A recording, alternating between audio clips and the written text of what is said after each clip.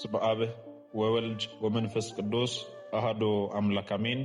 የተወደዳችሁ የልዑል እግዚአብሔር ቤተሰቦች የእናታችን የቅድስት ድንግል ማርያም የአስራት ቃል ኪዳን የበረከት ልጆች የጻድቃን የሰማዕታት ወዳጆች በወደደንና ባፈቀረን በልዑል እግዚአብሔር ፍጹም ሰላም እላችኋለሁ። እንደምን ዋላችሁ?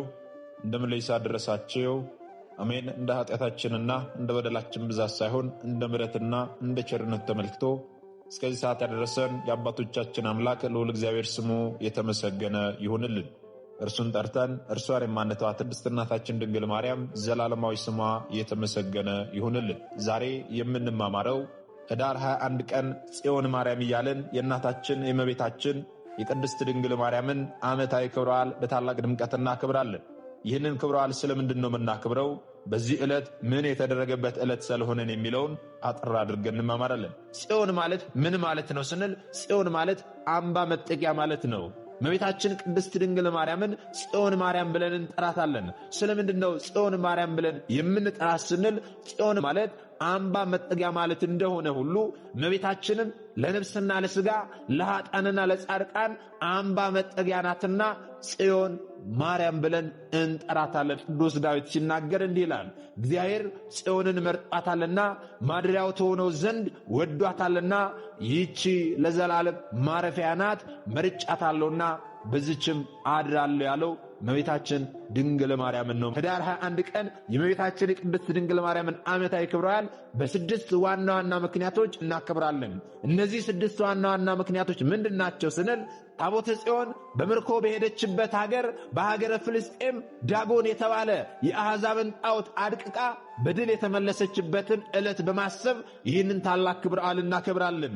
በተጨማሪም ታቦተ ጽዮን ንጉሥ ሰለሞን ወደ ሠራላት ቤተ መቅደስ በክብር የገባችበትን ዕለት በማሰብ ይህንን ክብረ በዓል እናከብራለን። ሁለተኛው ምክንያት ቀዳማዊ ምኒልክ ከ12ቱ ነገደ እስራኤል የበኩር ልጆች ጋር በመሆን ሊቀ ካህናቱን አዛርያስንና ታቦተ ጽዮንን ይዞ አክሱም የደረሰበትን ዕለት በማሰብ ይህንን ክብረ በዓል እናከብራለን። ሦስተኛው በ330 ዓመተ ምህረት በአብርሃ ወአጽብሃ ዘመነ መንግሥት ክርስትና የኢትዮጵያ ብሔራዊ ሃይማኖት ይሁን ተብሎ የታወጀበትን ዕለት በማሰብ ይህንን ክብረ በዓል እናከብራለን። አራተኛው ደግሞ ነቢያት ስለ እመቤታችን በተለያየ አምሳል ያዩበትን ዕለት በማሰብ ይህንን ክብረ በዓል እናከብራለን። አምስተኛው ደግሞ አብርሃና አጽብሃ በወርቅ በዕንቁ ያሰሩት ባለ 12 ክፍል ቤተ መቅደስ ለመጀመሪያ ጊዜ ቅዳሴ ቤቱ የተከበረበትን ዕለት በማሰብ ይህንን ክብረ በዓል እናከብራለን።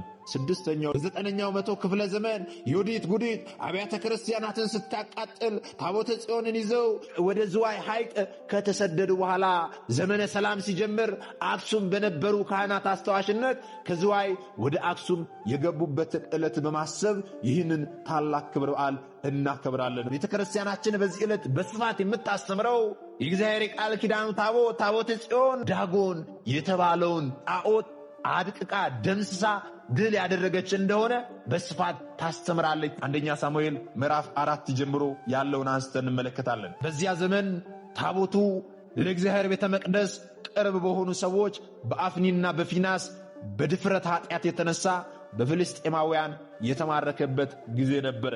አፍኒንና ፊናስ የሊቀ ካህናቱ የኤሊ ልጆች ናቸው። እግዚአብሔርን የማያውቁ ምናምንቴዎች ነበሩ። ምክንያቱም በመገናኛው ድንኳን ደጅ ከሚያገለግሉ ሴቶች ጋር ያመነዝሩ ነበረ። የእግዚአብሔርን ቤተ መቅደስ ይዳፈሩ ነበረ፣ ያረክሱ ነበረ። በዚህ ምክንያት ጦርነት መጣ። በጦርነቱም ላይ አፍኒንና ፊናስ ተቀስፈው ሞቱ። ታቦቱም ተማረከ።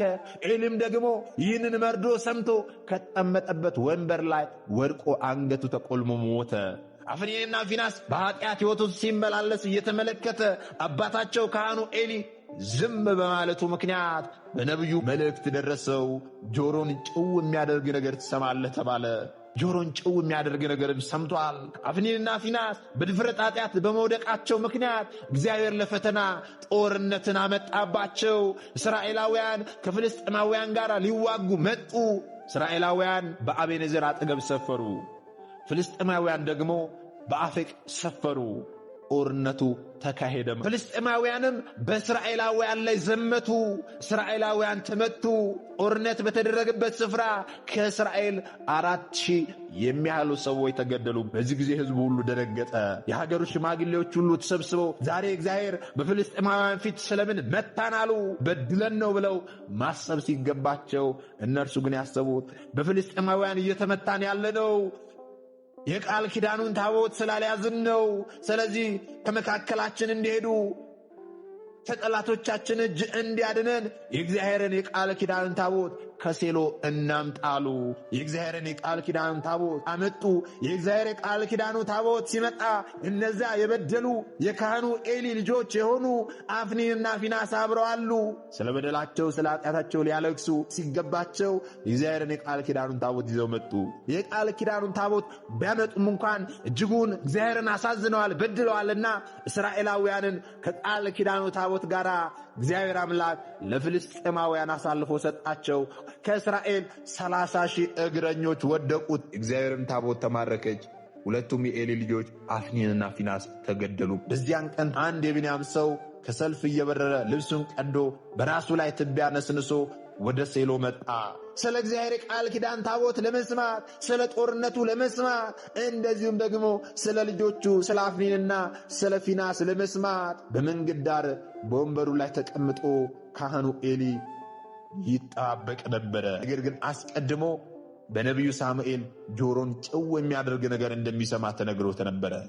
ከዚያም በኋላ ታዲያ ያ ከሰልፍ እየበረረ የተመለሰው ቢንያም የተባለው ወደ ከተማው ገብቶ የሆነውን ነገር ሲናገር ከተማይቱ ተንጫጫች። ለቅሶ፣ ሐዘን ሁሉ በከተማይቱ ላይ ወረደ። ሁሉም አነቡ፣ አለቀሱ። የሞቱ ሰዎች 30,000 ናቸው። ስለ ሞቱ ሰዎች ቃል ኪዳኑ ታቦት በመማረኳ አፍኒንና ፊናስ በመሞታቸው አነቡ። ኤሊ የከተማውን የጩኸት ድምፅ በሰማ ጊዜ ይህ ጫጫታ ምንድን ነው አለ። ከጦርነቱ ቦታ የመጣው ሰው ለኤሊ እስራኤል ከፍልስጤማውያን ፊት ሸሹ፣ በሕዝቡ ዘንድ ታላቅ ግድያ ሆኗል፣ ሁለቱም ልጆች አፍኒንና ፊናስ ሞተዋል፣ የእግዚአብሔርን ታቦት ተማርካለች አለው። ኤሊ በበሩ አጠገብ ካለው ከወንበሩ ላይ ወደቀ፣ አንገቱ ተሰብሮ ሞተ። የእግዚአብሔርን የቃል ኪዳኑን ታቦት ፍልስጤማውያን ወስደው ወደ ዳጎን ቤት ወይም ደግሞ ወደ ጣዖቱ ቤት ካገቡት በኋላ በዳጎን አጠገብ አኖሩት። በማግስቱ ታዲያ ዳጎን የሰው እጅ ሳይነካው በእግዚአብሔር ታቦት ፊት በምድር ላይ ወድቆ ሰግዶ ተገኘ። በማለዳ መጥተው ሲመለከቱ ሰግዶ ተመለከቱ። ከዚህ በኋላ ማን ያወረደው እንዴት ወደቀ ብለው የወደቀ መስሏቸው በግንባሩ ተደፍቶ እየሰገደ አግኝተው አንስተው ወደ ስፍራው መለሱት። አሁንም ደግሞ በነጋታው ሲመጡ ዳጎን የተባለው ጣዖታቸው በምድር ላይ በግንባሩ ወድቆ አገኙት። ራሱንና እጆቹ ተቆርጠው በመድረኩ ላይ ወድቆ ተሰባብሮ አገኙት። እግዚአብሔር ቃል ኪዳኑን ታቦት መንካት ሳይገባው ስለነካ ኦዝ ተቀስፎ እንደሞተ እንመለከታለን። በመጨረሻም የእግዚአብሔርን የቃል ኪዳኑን ታቦት አዛጦን፣ ጌት፣ አስቀሎና በሚባሉ የፍልስጤም ከተሞች ላይ የእግዚአብሔር እጅ ከበደችባቸው። እግዚአብሔር በእባጭ ቁስል መታቸው። ሕዝቡም እኛንና ሕዝባችንን ሊገድሉ የእስራኤልን አምላክ ታቦት አመጡብን ብለው ጮኹ። እዚህን ጊዜ የፍልስጤማውያንን አለቆች ሁሉ ሰብስበው የእስራኤልን አምላክ ታቦት ስደዱ፣ እኛንና ሕዝባችንን እንዳይገድል ወደ ስፍራው ይመለሳሉ። በአንደኛ ሳሙኤል ምዕራፍ 5 ቁጥር 1 ጀምሮ እስከ 12 ያለውን ስንመለከት እንደምናገኘው ሕዝበ ፍልስጤምም ታቦተ ጽዮን ወደ እስራኤል ምድር እንድትመለስ አደረጉ። እንዴትስ ወደ ሀገራችን ኢትዮጵያ መጣች የሚለውን ስንመለከት የንግሥት ሳባ ዕቃ ግምጃ ቤት የነበረው ታምሪን ወደ ኢየሩሳሌም ሄዶ ንጉሥ ሰለሞን ያሰራውን ቤተ መቅደስ አይቶ የሰለሞን ጥበባዊ ዝና ሰምቶ በፍጹም መደነቅ ወደ ሀገሩ ተመለሰ። ያየውንና የሰማውን ታዲያ ለንግሥቲቱ ለንግሥት ሳባ ጫወታት፣ ነገራት። እርሷም ታዲያ የሰማችውን ለማየት ወደ ኢየሩሳሌም ሄዳ የሰለሞንን መንፈሳዊ እንዲሁም ደግሞ ስጋዊ ጥበብ ተመልክታ እግዚአብሔርን አመስግና ተመለሰች ማለት ነው። በዚህ ጊዜ ግን ከንጉሥ ሰለሞን ምኒልክን ጸንሳ ከኢየሩሳሌም ተነስታ ባህረ ኤርትራን ተሻግራ ሐማሴን አውራጃ ስትደርስ አስመራ ከተማ በሚገኘው ማይበላ ከተባለ ቦታ ላይ ወንድ ልጅ ወለደች። የሕፃኑንም ስም የንጉሥ ልጅ ነው ስትል እብነ መለክ አለችው። ይህ ስም ምኒልክ ተብሎ ተለውጧል። ምኒልክ በ22 ዓመቱ ወደ ኢየሩሳሌም ላከችው። ምኒልክም አባቱ ንጉሥ ሰለሞንን አግኝቶ ሕገ ኦሪትንና የዕብራይስጥን ቋንቋ ሲያጠና ከቆየ በኋላ 12,000 እስራኤላውያንን አስከትሎ ከምድረ እስራኤል ወደ ኢትዮጵያ ጉዞ ጀመረ። ከቀዳማዊ ምኒልክ ጋር ለጉዞ የተነሱ ዕብራውያን ወይም እስራኤላውያን በፈቃድ እግዚአብሔር ታቦተ ጽዮንን ከመንበሯ አስነስተው በሊቀ መላእክት በቅዱስ ሚካኤል መሪነት ወደ ሀገራችን ወደ ኢትዮጵያ ገቡ። ቀዳማዊ ምኒልክና እስራኤላውያን ታቦተ ጽዮንን ይዘው አክሱም የደረሱት ኅዳር 21 ቀን ነው። ንግሥት ሳባም ታዲያ የታቦተ ጽዮን ወደ ሀገራችን ወደ ኢትዮጵያ መምጣት በጣም ስላስደስታት በክብር ተቀበላቸዋለች። ታዲያ በእመቤታችን በቅድስት ድንግል ማርያምና በቃል ኪዳኑ ታቦት መካከል ጥልቅ የሆነ ሚስጥራዊ ትምህርት አለ። ይቺ የቃል ኪዳን ታቦት በደብተራ ኦሪት በቅድስተ ቅዱሳን ውስጥ የኖረች፣ የዮርዳኖስን ባህር የከፈለች፣ ቅጽረ ኢያሪኮን ያፈረሰች፣ ዳጎን የተባለ የፍልስጤማውያንን ጣዖት የቆራረጠች፣ በድፍረት ሊነካ የሞከረውን ኦዛን የቀጸፈች፣ በአቢዳራ ቤት 3 ወር ተቀምጣ ቤቱን በበረከት የመላች፣ እንደዚሁም ደግሞ ዳዊት የዘመረላት፣ ጠቢቡ ሰለሞን በቤተ መቅደስ በክብር ያኖራት የእግዚአብሔር የክብር መገለጫ ናት። በታቦተ ጽዮንና በዘመነ ሐዲስ በተገለጠችው በቅድስት ድንግል ማርያም መካከል ያለው ረቂቅና ድንቅ ምስጢራዊ ንጽጽርን አስመልክቶ ሶርያዊ ሊቁ ቅዱስ ኤፍሬም እንዲህ ይላል። ከማይነቅዝ እንጨት የተቀረጸ በውስጥ በአፋ በወርቅ የተለበጠ ይላል። አስተውሉ።